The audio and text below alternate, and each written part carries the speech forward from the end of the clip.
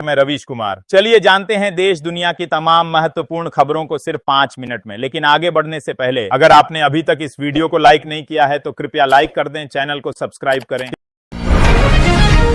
राम मंदिर में दूसरी प्राण प्रतिष्ठा। अयोध्या में राम मंदिर की दूसरी प्राण प्रतिष्ठा के अंतर्गत प्रथम तल पर राम दरबार के साथ 8 अन्य मंदिरों में देव विग्रहों की प्रतिष्ठा की जाएगी। श्री राम जन्मभूमि तीर्थ क्षेत्र के महासचिव चंपत राय ने प्रेस वार्ता में इसकी पुष्टि की है। राम को न मानने वाला सच्चा नहीं। भाजपा अल्पसंख्यक मोर्चा के राष्ट्रीय अध्यक्ष जमाल सिद्दीकी ने बड़ा दावा करते हुए कहा कि मुसलमान भगवान राम के वंशज हैं। उन्होंने यह भी कहा कि जो मुसलमान राम या कृष्ण को नहीं मानते वे सच्चे मुसलमान नहीं माने जा सकते।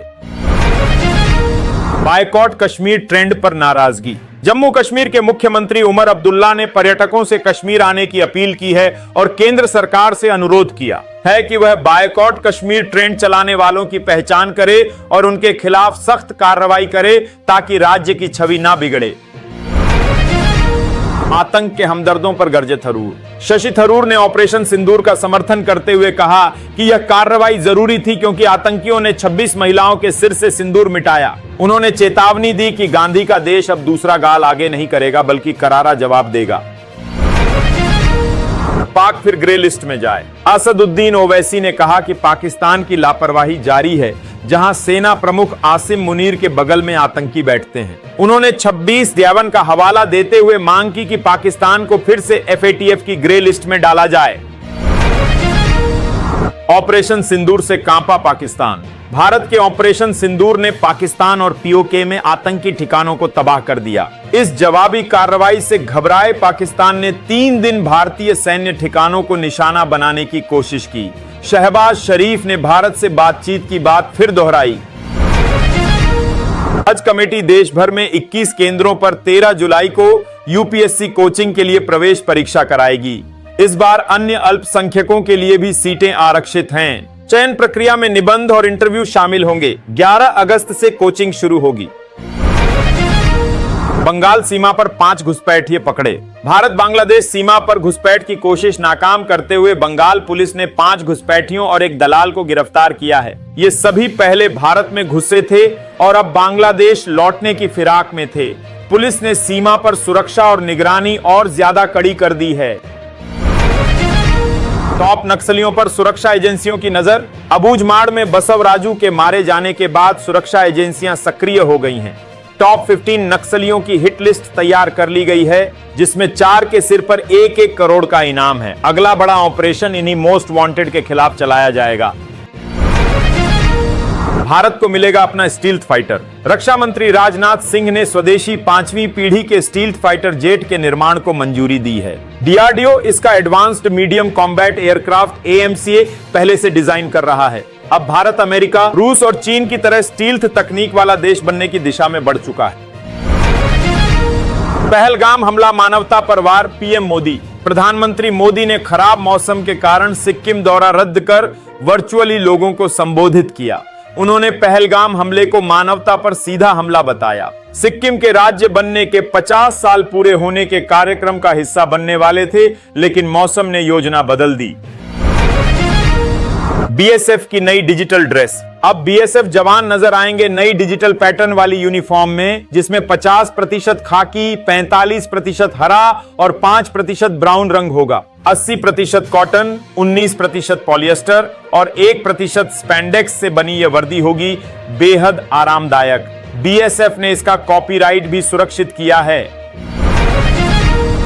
गोवा में टैक्सी नियमों पर विवाद। गोवा सरकार ने ऐप आधारित टैक्सी एग्रीगेटर्स के लिए नए दिशा निर्देश जारी किए जिसे टैक्सी यूनियनों ने आजीविका पर खतरा बताते हुए खारिज किया। यूनियनों का आरोप कॉरपोरेट हित में बनाया गया नियम। सरकार ने कहा ड्राइवरों और मालिकों के हित में है प्रावधान। सऊदी में गूंजा भारत का पराक्रम। सऊदी अरब में भारतीय सांसद ने पाकिस्तान पर करारा प्रहार करते हुए कहा उसकी हमारे सामने कोई औकात नहीं। कि हाल ही में भारत ने ऑपरेशन सिंदूर के तहत पाकिस्तान और POK में आतंकी ठिकानों पर सटीक हमले कर पूरी दुनिया को अपना सामरिक पराक्रम दिखाया है।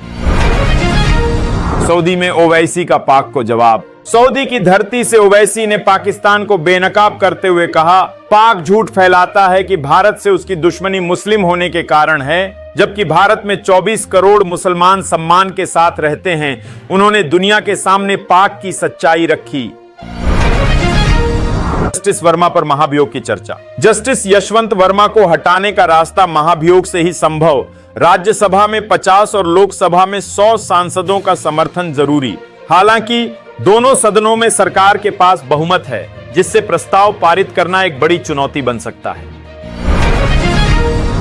पीओके वापस आएगा भारत से जुड़ने। रक्षा मंत्री राजनाथ सिंह ने कहा कि वह दिन दूर नहीं जब पीओके स्वेच्छा से भारत में वापस आएगा। ऑपरेशन सिंदूर ने मेक इन इंडिया की ताकत दिखाई। पीओके के लोग हमारे अपने हैं। एएमसीए प्रोजेक्ट ने देश की रक्षा और आत्मनिर्भरता को मजबूत किया है। ट्रंप ने 11 दिन में 8 बार भारत पाक सीजफायर क्रेडिट लिया। कांग्रेस नेता जयराम रमेश ने सवाल उठाया कि ट्रंप ने 11 दिन में 3 देशों में 8 बार भारत पाक सीजफायर का क्रेडिट लिया, लेकिन हमारी सरकार इस मामले में चुप क्यों है? प्रधानमंत्री मोदी पर कांग्रेस ने कटाक्ष किया है। जंगली हमले भी अब आपदा घोषित। यूपी सरकार ने सियार, लोमड़ी और मधुमक्खियों के हमलों को भी राज्य आपदा की श्रेणी में शामिल करने का फैसला लिया है। अब इनसे होने वाली जनहानि या क्षति पर मुआवजा मिलेगा। योगी सरकार का यह निर्णय राहतकारी माना जा रहा है। राशन कार्ड में नाम जुड़ने की सुविधा। यूपी में शादी के बाद लड़कियों को राशन कार्ड में नाम जुड़वाने के लिए अब मेहनत नहीं करनी पड़ेगी। मायके से ससुराल जाने पर उनका नाम अपने आप राशन कार्ड में जुड़ जाएगा। इससे कार्ड धारकों को बड़ी राहत मिलेगी। केजरीवाल ने मांगी पासपोर्ट एनओसी। दिल्ली शराब नीति घोटाले में फंसे अरविंद केजरीवाल ने पासपोर्ट नवीनीकरण के लिए कोर्ट से एनओसी मांगी। कोर्ट ने ईडी और सीबीआई को नोटिस जारी कर 4 जून तक जवाब मांगा है। पासपोर्ट 2018 में ही एक्सपायर हो चुका है।